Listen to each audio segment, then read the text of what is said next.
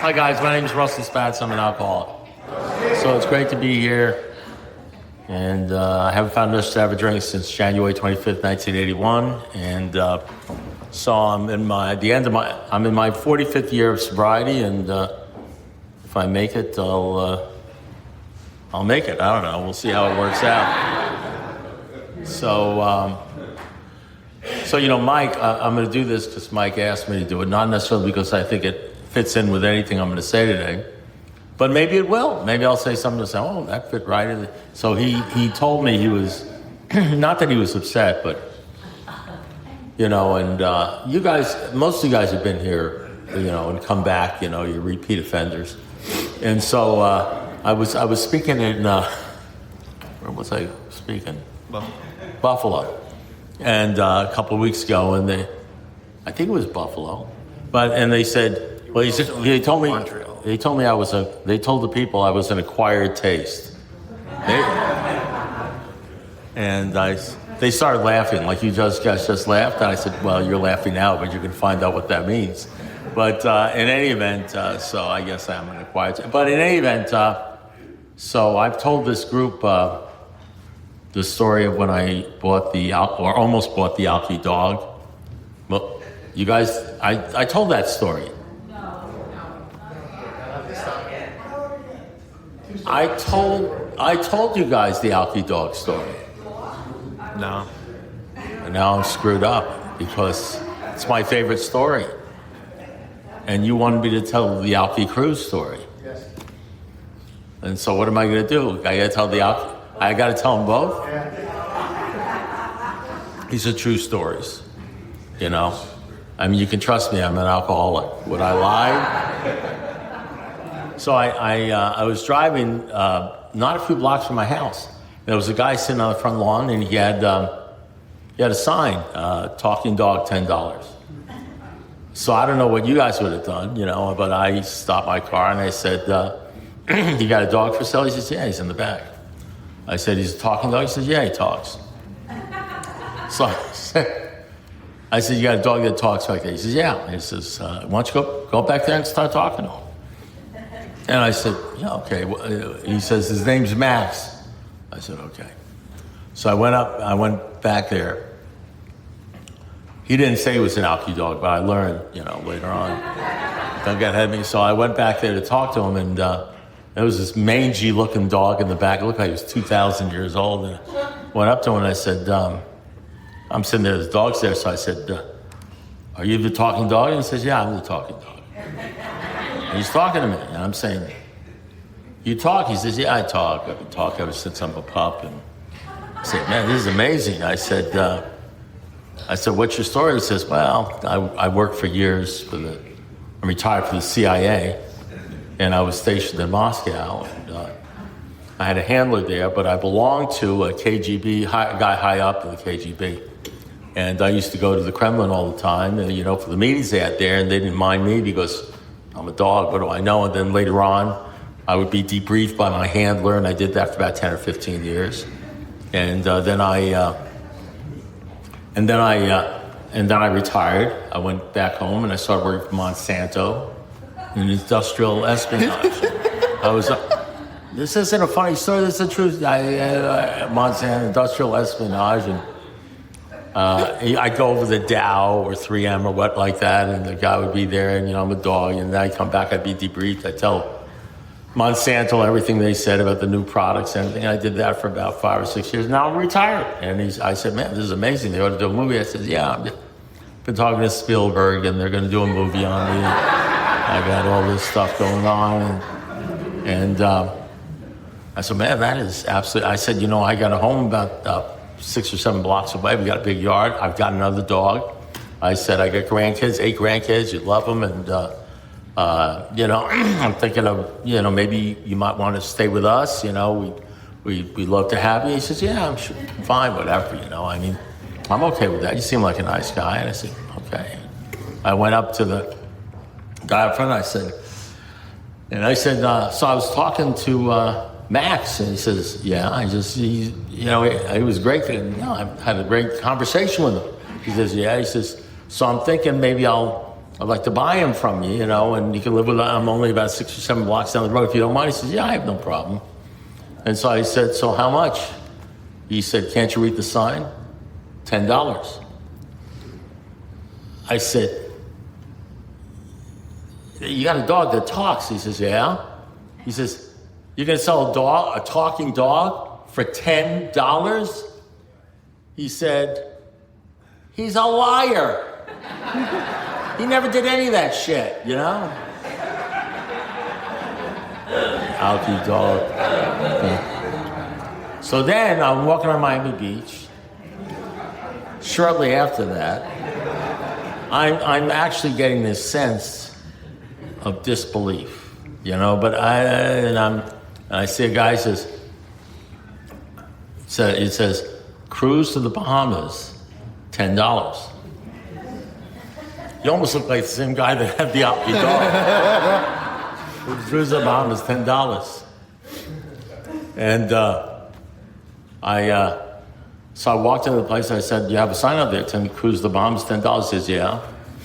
He says, "That's a cruise to the Bahamas for $10." He says, "Yeah." $10. That's it, full cruise. He says, "Absolutely." I said, "Is that legitimate?" He says, "Look, you got $10?" I said, "Yeah, I got $10." He says, "Give me $10. You're on the cruise. You're on the deal. Give me the $10." So I give him $10. Next thing I know, I'm hit upside the head by a blackjack. I go unconscious. I don't know how long later, I wake up and I'm floating in the Gulf Stream, in my underwear. In one of these rubber things, you know what I mean? Black rubber things, and there's no land in sight.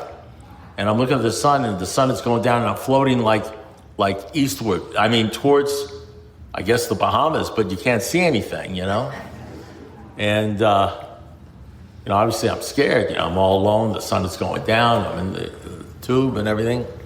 And then all of a sudden I see about 100 yards away, a little farther away than me, another guy in the same kind of tube, floating also. So I start paddling my way to the other guy, and I finally get to him, and he's floating there.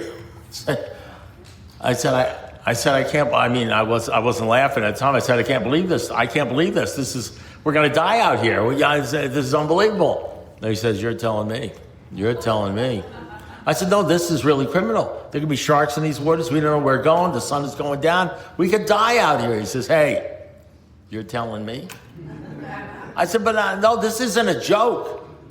There's only you and me out here. There's nobody out here. We could die. What's going to happen? We don't know. How can these guys get away with this stuff? He says, hey, look, fella, you're telling me? Don't you think I know this? You're telling me?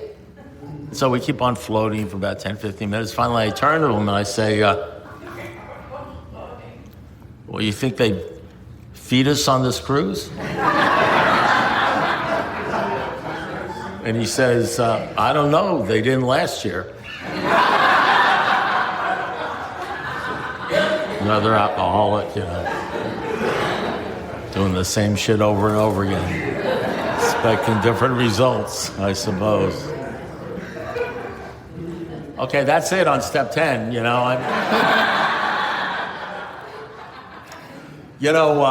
So this isn't an apology, but it's going to sound like an apology. For you guys who have been coming here, maybe I am an acquired taste. Based upon what I've heard in the past from different people who go to Step Series or whatever it is, I think this was probably advertised as a Step Series, right? I mean, I don't know. Have I been talking about the steps? I don't know, but it doesn't really matter. But I think what I would like to hear, and I hear this quite often, is things like, comments like, well, they never talk about any of this stuff at the meetings I go to, or stuff like that, something different, you know what I mean? That's what I want to give you. I want to give you something different, okay? And I sometimes I think, that I lived like 3 lives. Life as an active alcoholic, life as an alcoholic in recovery, working a program of recovery, and then the 3rd life, working in another program, a different program than the first program. I think the first program in AA I worked was the first 10 or 15 years, something like that. And then I got involved in another program. I think the first program I was involved was AA. And I think the program I'm involved in right now is AA, but I don't think it's your AA. It's my AA. It's been an AA that's been around for a long time, but it's not really done anymore. It's not practiced anymore. So what I try to do, what I do is I try to acquaint you with a different AA. Now, if you know anything about alcoholics, they're very sensitive. You know, they hear stuff like that. I sort of like to say things that piss people off. I actually get a great kick out of it. You know, when I used to worry about what do they think about me, or they don't like what they're talking about behind my back, it's not, you can't do that. But when you actually enjoy upsetting people, you know, it's very hard to get everybody to like you, but it's a snap to get everybody to hate you. Let me tell you something, it's easy. And if it doesn't bother you, you know, and one of the promises they say is fear of people. You remember this fear of people? And economic insecurity will leave you? If that's a real promise, what would happen? Suppose that happened to you. Suppose you had like 45 years in AA and you weren't worried about what an audience thought about you, or A thought about you, or anybody thought. You weren't worried. I mean, who knows what would come out of your mouth? You know? I mean, some people would come here and they'd feel obligated to talk about the steps because it's a step thing, right? I've been doing this for years, 20 years or something, like with you guys, and it's a step deal, right? And they feel like they'd have to perform, you know? And when you're 76 years old, performing is out of the question. So if you forget about that deal. So the bottom line is they feel that. But, you know, listen, if you wear life like a loose garment and you don't worry about what people think you anymore, who knows what the hell you talk about. But what I want to talk about, I want to talk about from Alcoholics Anonymous, from a program of recovery, from my perspective. You know, from my perspective. Now, I'm no great cheese. I mean, 45 years is a long time. There are people with 55 years. There are other people. But the point is, I'd like to know. I mean, if I was in the audience and I had 2 years, 5 years, something like that, and I heard somebody was speaking with 40 years or 50 years or something, I'd want to know, so what's it like for you? How do you, and the interesting thing with me is listen, I was brought up in what you would call AA, what you guys would call AA, based upon the way it's done for the last 20 years. You understand? And so I did all the stuff, everything you can imagine, you know, all the service, all the stuff, 8 years on relay, working with drunks, going out on 12-step calls, all that, everything, the whole deal. I did it all. I in no way put that down. It worked for me. It got me sober. It kept me sober for many, many years until it stopped working. You understand? Now, you may not understand that. It may not make any sense to you when I say stop working. Is it possible to work a program of recovery and stop working? That must mean you quit going to meetings. No, I doubled up on meetings when it stopped. When it stopped working for me, I went twice as many meetings. It still didn't work. When I say it didn't work, I was still unhappy. The only difference is when you got 20 years or 15 years and you're unhappy, you don't go to meetings of Alcoholics Anonymous and say, I've got 15 years and I'm unhappy. When you're doing step series for groups, you know what I mean? Or you're speaking at conventions and you're unhappy, you don't start off with the alky cruise. You start talking to people how you feel like you got 15 years but you're suicidal. They don't want to hear that shit, you know what I mean? And so there's nobody really to talk to. And even if there was somebody to talk to, because of the disease of intellectual pride, because you've got all these medallions hanging from your neck or all this stuff and you're speaking, you say, I'll work it out myself. But the more you try to work it out yourself, well, you guys understand this because there are people here with 2 years that are trying to work it out themselves. And it's killing them, you know? So the more you try to work it out yourself, the worse it gets. But that idea of playing God, working it out yourself, figuring this thing out, like what's that guy in the beginning of the book? I forgot his name already. Who? Silkwood? No. You said, now knowing the inner workings of my mind. Who was that? Roland Hazard. Yeah. Drinking was impossible. Nevertheless, he was drunk until we're always, once we get our sea legs and we're in AA for a year or 2 or 3, we don't need to ask for help. We're just going to work this out ourselves, do another 4-step or stuff like that. But it actually gets worse. But you don't fall off a cliff. You don't even realize it's getting worse until one day you got 10 years and you're stuck on the muzzle of a gun or something, or the IRS takes all your money, or you lose something or stuff like that. So you go through a period of time where you're not drinking, so it's working because they're handing you medallions, and it's very clear to you that you're here because you don't want to drink, and you're not drinking, and you get a medallion, so it's working, but it's really not working. But you tell yourself it's working, and until it gets so bad. And you don't really see this stuff until it starts happening to you, until it happens to you. That second bottom, There's a lot of mini bottoms and micro bottoms, but then there's that big deal. And many people actually drink. Or they don't drink, they go to a psychiatrist and it says, well, why don't you try these? They start taking, Xanax or something, and then they drink. Or they start doing other things, okay? They start screwing around or whatever sin floats your boat, whether it's pornography or whatever the hell it is that's floating your boat, okay? You get involved in that stuff and it just slowly eats away at your heart and things like that. And the one thing is you're not being rocked in the fourth dimension of existence, you're not experiencing much of heaven, and you're not knowing peace. And that's pretty clear to you. But you sort of hang in there because you figure you're doing this thing right because you're not drinking. What ultimately happens is you go to these conventions that I go to, and they have these things called countdowns. You guys ever been to a convention or something where they have a countdown? And they, it's like somehow as you go through the countdown, you see the deal. You see that 1, 2, 3, 5, 10 years sober. Everybody's standing up. Everybody's sober until you get to 20 years, and then between 20 and 40 years, you could shoot a shotgun. You're not going to hurt anybody because it's like 5 people. You know what I mean? And they can't have all died. You know what I mean? They could have all died, and you realize that. What Bill Wilson ultimately realized, that very, very few people who you would call old-timers make it to the finish line. And they would like you to believe, because it sounds great, it makes you feel good, that they didn't make it because they obviously didn't do the first step.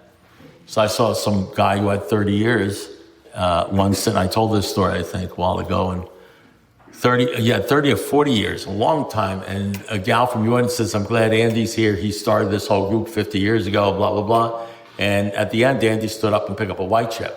So it's easy to say, oh, he obviously didn't do the first step. Stayed sober for like 50 years and ended up, there's something more to it. Because if it was just the first step, we wouldn't need a big book. All we need is, we need a 12 or any of this stuff. All we need is like a bumper sticker. And so you start, and as you're growing up in AA, you realize, I think I realized when I had about 3 months sober that I also might be crazy. You start realizing that the drinking really is a symptom, and the real disease centers in your mind. And so what happens, I'll help, I'll help a drunk. I don't care who you are. You could have 5 days, you could have 5 hours, you're going to have 50 years. It doesn't matter. I'm going to help you if you ask me for help. And I'm going to continue to help you and do the best I can by telling you the truth, if you ask me for help. And if I realize that you're full of shit and you're wasting my time, and I keep on telling you the same thing and you do whatever you want to do, you can ask me for help, and I'm going to say, I'll tell you what, I'm going to help you when you actually stop wasting my time and do what I told you to do 5 months ago, and 3 months ago, and 2 months ago. So I'm not going to suffer fools. I'm not going to put an application for Al-Anon. You understand what I'm saying? And chase after an alcoholic and beg him not to. It's not going to happen that way. There's going to be some pain involved, okay? And that doesn't mean because I don't love you. It's because I love you. And I let some alcoholics, just have to be hurt. They could either be hurt by the police officers charging him with vehicular homicide, which is very public, or just be hurt by me in an AA meeting. I'd rather they get hurt by me in private than hurt in public. You understand what I'm saying? And some alcoholics need that. But the fact of the matter is that one of the things they say in the big book is in the 12 and 12 actually, they say the way we get a new perspective, the way you look at things differently. As a matter of fact, there's a book called 1 Corinthians 13, which was one of the books that were absolutely necessary and essential for alcoholics to know the first 5 years in AA. And they talk about it in Dr. Bob and the Good Old Timers. And in that book it says we see through a glass darkly, but one day we're going to see clearly, essentially. And it also says when I was a child, I spoke like a child. I talked like a child, I acted like a child. When I became a man, I put childish things away. I changed. The big book talks about being reborn. And we have this sixth step, which is, to me, one of the most important step, more important than any step. They call it an old-timer step, 6 and 7. And that step says, this is a step that separates the men from the boys and the women from the girls.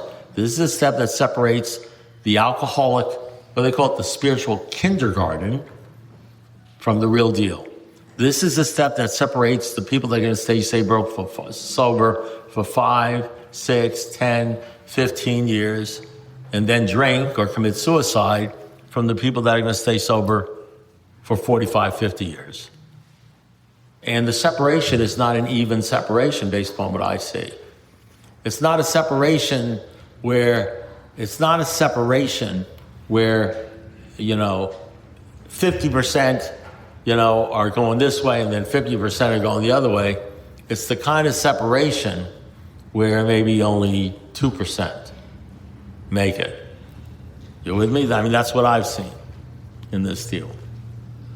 So, alcoholics don't like to hear stuff like that. So here's what happens. So when I speak to y'all, okay, and I've done these step series for, 40 years.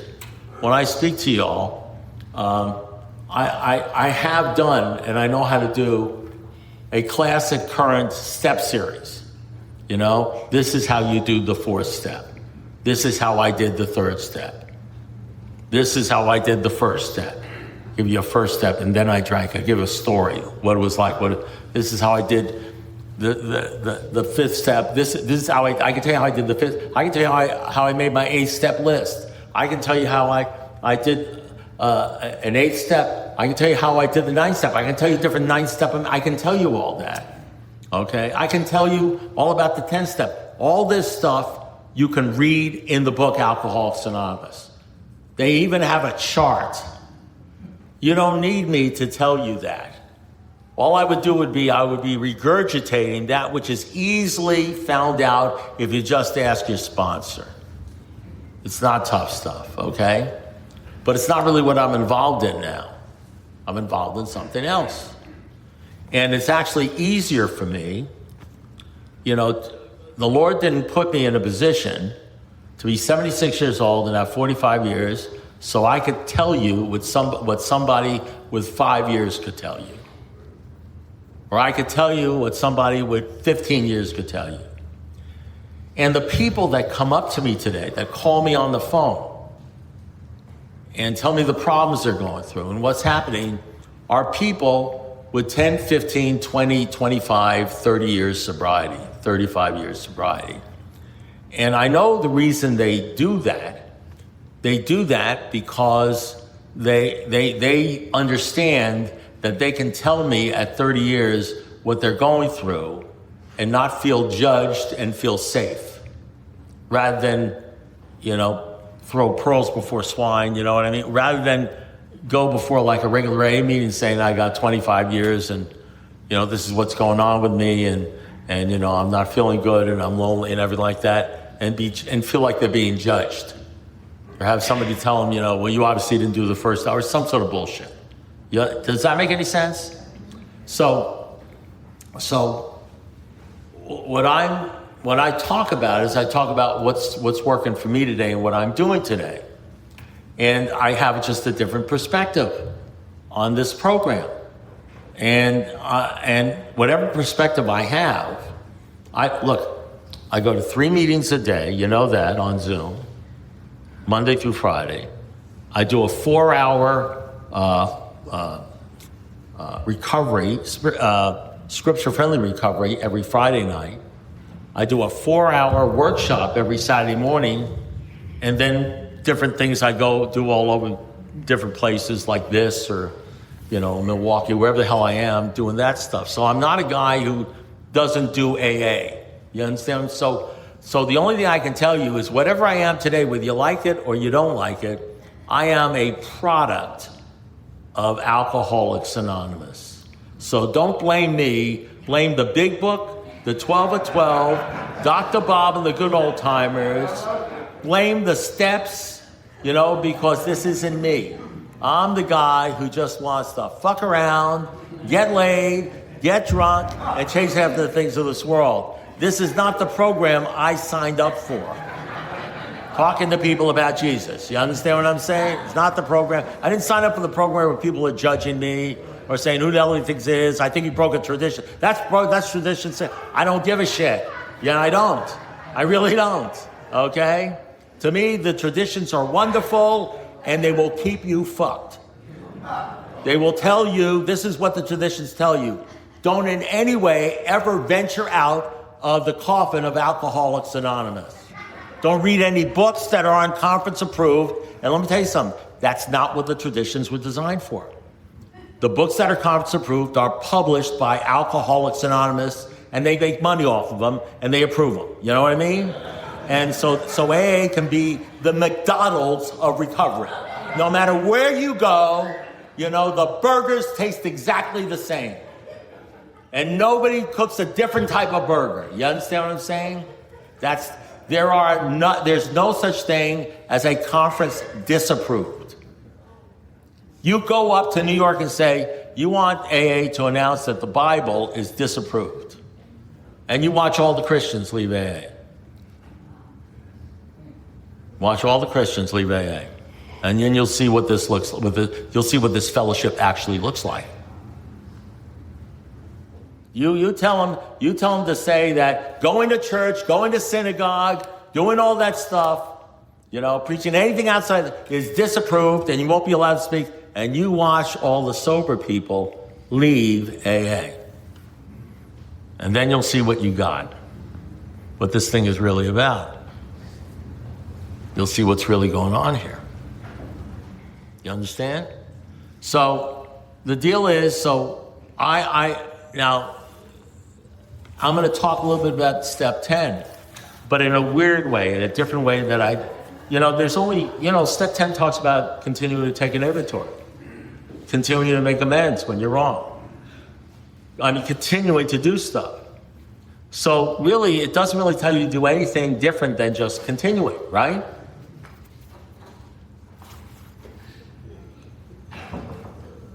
So why don't people continue?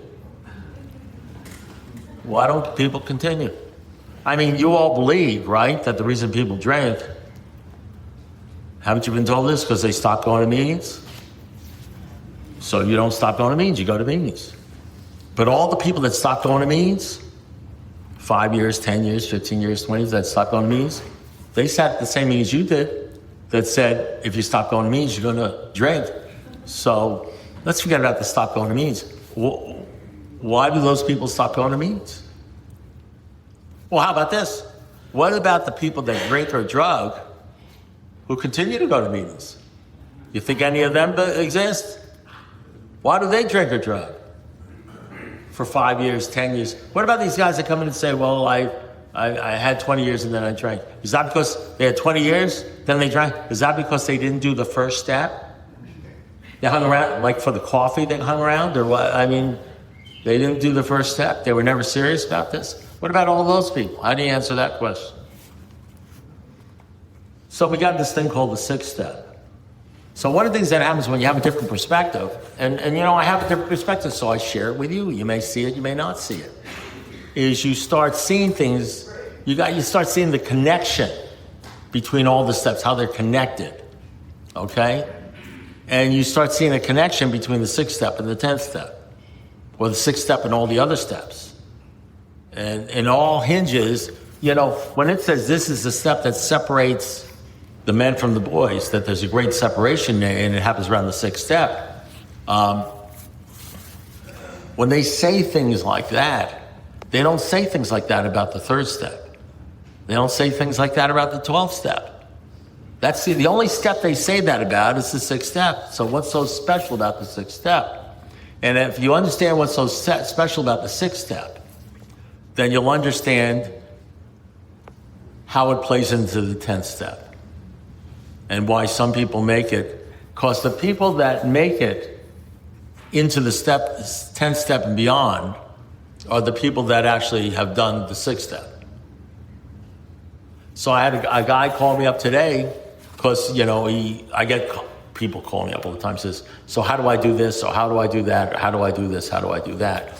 And people really want to know, how do I get this, and how do I get that?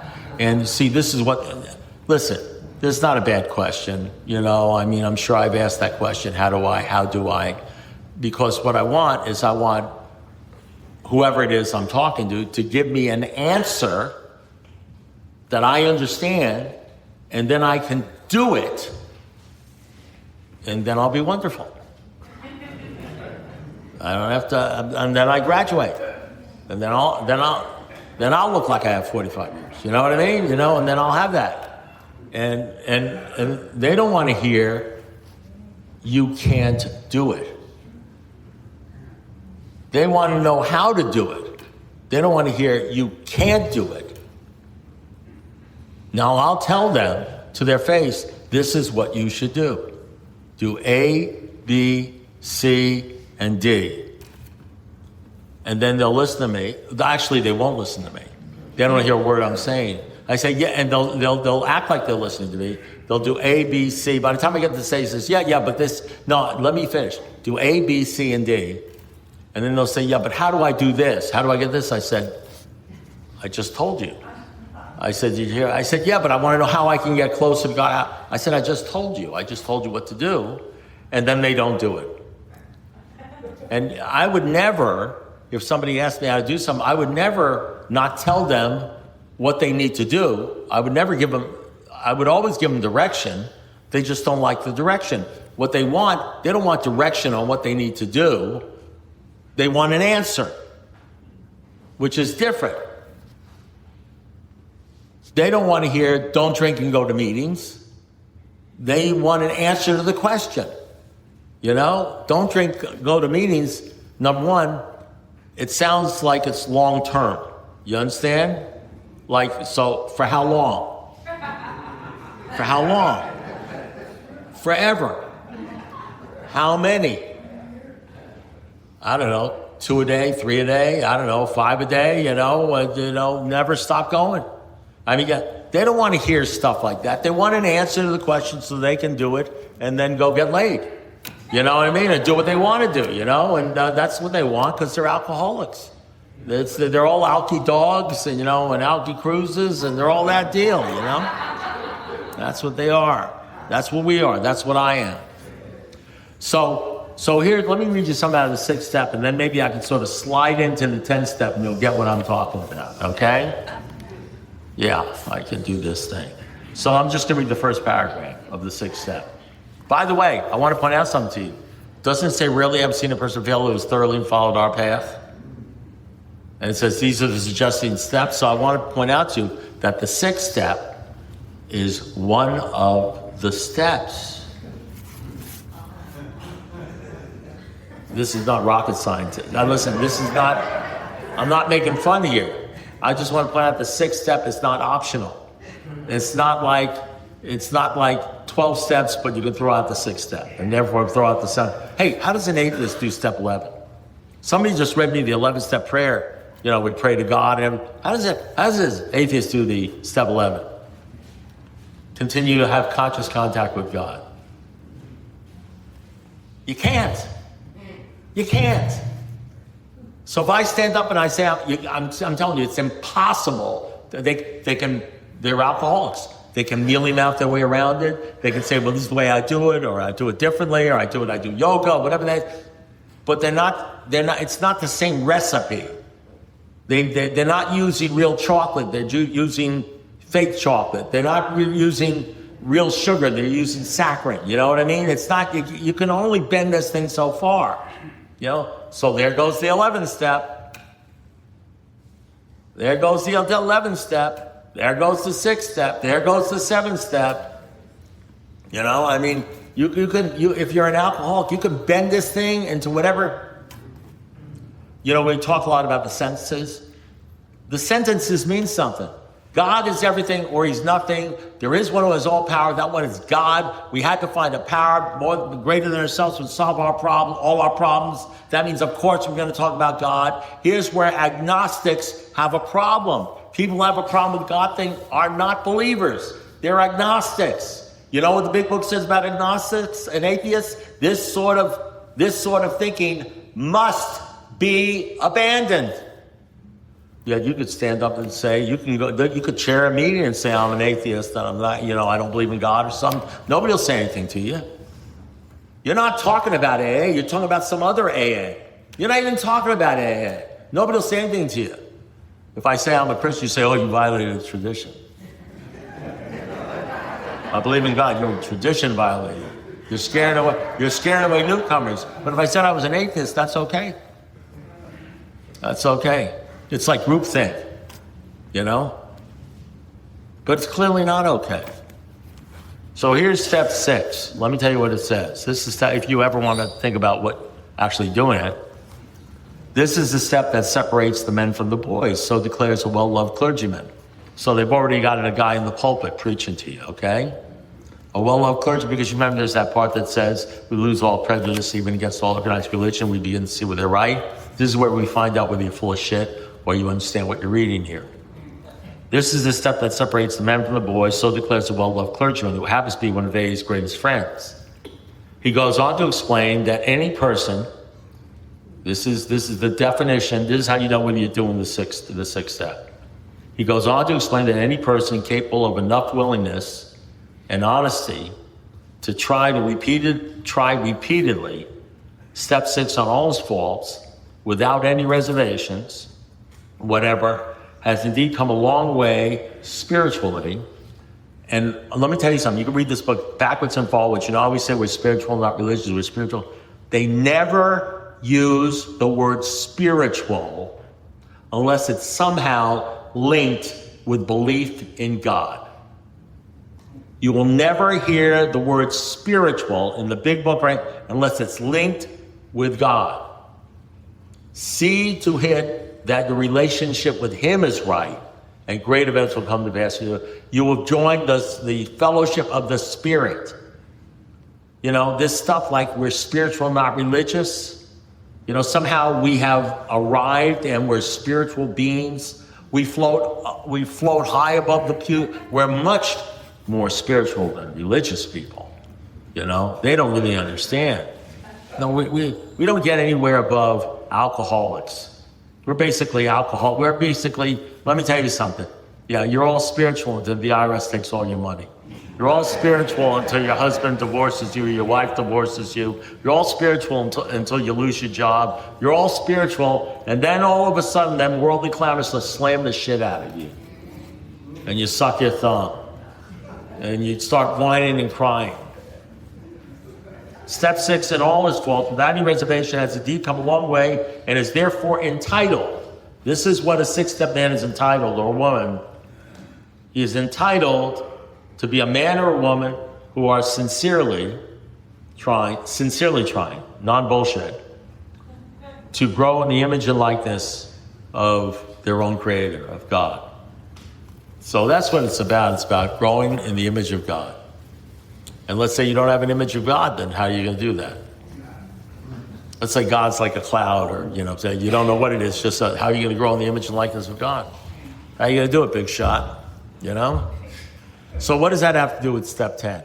Okay, so here's the deal. Now, here, and let me I'm just going to throw this in just for the heck of it, and maybe you'll see it.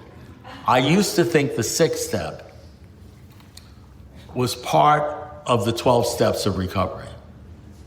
You understand what I'm saying? And you'll say, well, it is. I don't think of that. I don't think it that way anymore, although there's nothing wrong with thinking that. And I'll tell you why.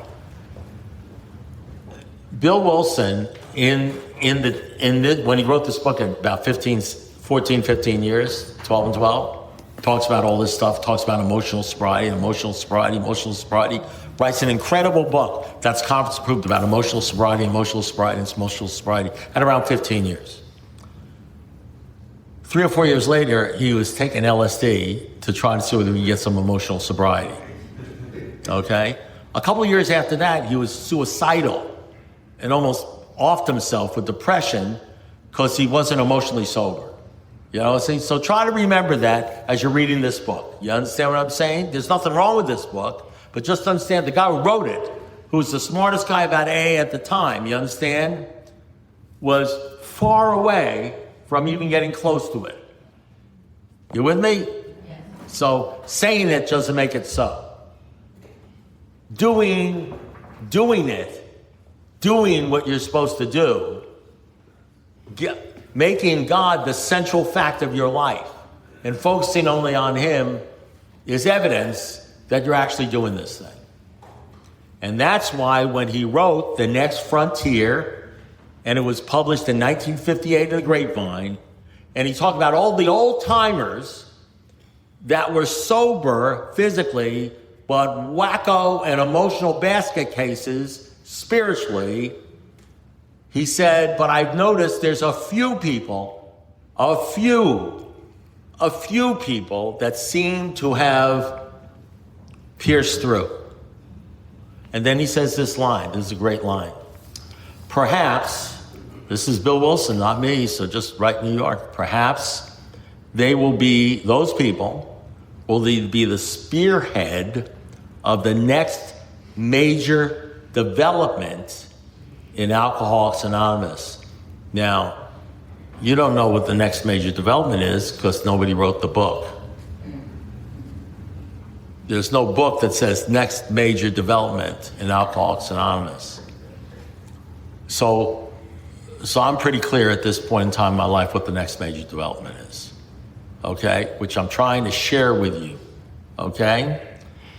And whereas the 6th step, for me, used to be a step in the 12 steps of our customary recovery, to me, it's the first step in the next major development.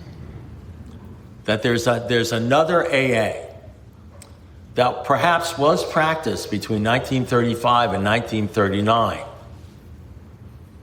where you couldn't get into a meeting unless you got down on your knees and gave your life to God. Where Dr. Bob would say, seek ye first the kingdom of God and His righteousness, and all things be given to you, and that was considered first things first. Where the books they found absolutely essential were 1 Corinthians 13, Sermon on the Mount, and the book of James. Where the first meeting of Alcoholics Anonymous, Dr. Bob putting his foot on the rung of a dining room chair and basically read Matthew 5, 6, and 7, the Sermon on the Mount. There's another AA. There's a different AA. And it was practiced between 1935 and 1939. It's the AA they talk about when they say, rarely have we seen a person fail who has thoroughly followed our path, done what we did. And it's an AA that's almost been long forgotten. It's an AA where God was taken seriously. And all the meetings were about God. You had to get down on your knees and everybody talked about God. You know, it's that AA. You understand what I'm saying? It's the AA where they said there is one who has all power. That one is God. May you find Him now. Half measures avail you nothing. And if you want to know how to do it, here's some suggested steps. It's not an AA where the whole program was about the steps. It's an AA where the whole program was about God, talking about God, and you do the steps, and hopefully you'll get to a 6th step and you'll take it seriously. Where in all the meetings, all they do is talk about God. Where your sponsor talks about God. Instead of the AA where they tell you don't talk about God, you're hurting newcomers. It's verboten to talk about God. So what does that have to do with the 10th step? What does that have to do with continuing? Whenever I'm dealing with anybody, and I include myself in this because I went through this, that's what the other bottom was about. Bill Wilson includes himself in this if you read this thing. And you got somebody who's got 10 or 15 or 20 years and they're in trouble. It's never because they don't know how to do the 4th step. It's never because they're not sponsoring people or not going to meetings. I'm not saying it wouldn't help. I mean, they've got, and maybe they do need to go to more meetings. Maybe do need to sponsor, but that's just putting a Band-Aid on it. It's always because they have no 6-step motivation as far as God is concerned. God is so far down the list. It's something they do at AA meetings when they say the Serenity Prayer. It's something they do at AA meetings when they say the Lord's Prayer, if they're saying it, but it has absolutely nothing to do with their lives. Nothing to do with their lives. And you realize that if you don't take this thing seriously, what ends up is over a period of time, what did Bill Wilson say? I wanted God, I needed God, and he came, but soon worldly clamors, mostly with myself, blocked out his presence. Over a period of 10, 20, 30, 40 years, no matter how good an AA you are and how many meetings you go in, there's more shit going on out there than there is 1 hour a day going on in here. There's more stuff coming at you out there. Relationships, romantic relationships, money, property, prestige. There's more stuff coming at you. Bam, bam, bam, bam, bam, bam, bam. Every second of the day than 1 hour at an AA meeting can protect you from. Period, end of story. You know? You'll start noticing it about a half an hour after this meeting when you get home, or an hour or two after this meeting when you start work again. You'll start noticing that this meeting wore off. You'll start realize that this thing is good. It's got a half-life. It's good for maybe an hour. And then you'll get a telephone call and it's gone. It's evaporated. And over a period of 10 to 15 years, you're going to end up completely vulnerable to what's going on out there. Unless you got something going on that doesn't leave. That doesn't leave. Where you feel protective, you've got something you're focused on other than the girl, the guy, this, that, and the other thing. And that's why when I had 10 or 15 years sobriety and I started going down the tubes, guys said, you need to start going to Bible study. You need to start getting serious. You need to start looking at God. You're building a relationship with God. And that's why they say in the last page, your real relationship, your real reliance has to be on God. He'll show you how to create the fellowship you crave. You got to start craving a godly fellowship. You know, what I do with you guys in here where I talk about God and everything like that stuff, you don't get, an hour of God. Can you imagine that? We spoke an hour about God. An hour about God. I don't think I mentioned alcohol, I go to meetings every day, 3 meetings a day, where nobody talks about alcohol. And they're all alcoholics and drug addicts. All they talk about is God, the Lord, Scripture, and stuff like that. And they're all in AA, and they got 10, 20, 30, 40 years, and they're all happy as clams. They surround themselves with like-minded people that don't just use the 6th step and say, oh yeah, the 6th step. They live a 6-step life. You understand? And so when I go to meetings, you know what I do?